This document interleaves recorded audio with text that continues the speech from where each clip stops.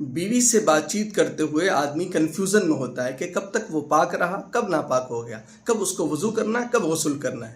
اس سلسلے میں یاد رکھیں کہ پیشاب کے علاوہ پیشاب کے راستے سے مرد کے 3 قسم کے پانی نکلتا ہے۔ پہلے کو مزی کہتے ہیں۔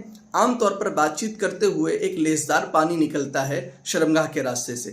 ایسی حالت میں اگر وہ کپڑے پہ لگ گیا تو کپڑے کا وہ حصہ ناپاک ہوا، صرف اتنے کو دھو لیں، کام چل جائے گا۔ اور شرمگاہ کے راستے پر مخرج پر جو لگا ہوا مادہ ہے پھر اتنے کو صرف دھو لیں، آپ کو صرف اتنا کافی ہے۔ اور ایسی صورت میں صرف وضو کرنا ہے، غسل نہیں کرنا۔ یہ عام حالتیں ایسی ہی ہوتی ہیں۔ دوسرا ہے ودی۔ ودی یہ وہ مادہ ہے کہ جیسے پیشاب کے بعد ایک سفید مادہ نکلتا ہے جس کو ہم دھات کہتے ہیں، اس سے بھی وضو واجب ہوتا ہے، غسل نہیں۔ یہ 2 حالتیں ہوں گی۔ تیسری حالت ہے کہ جس سفید مادے کے بعد جو گاڑھا ہوتا ہے، نکلنے کے بعد شہوت ختم ہو جاتی ہے اور آدمی کی کمر ٹوٹ جاتی ہے، یہ منی ہے، اس پر غسل کرنا پڑے گا، اس میں وضو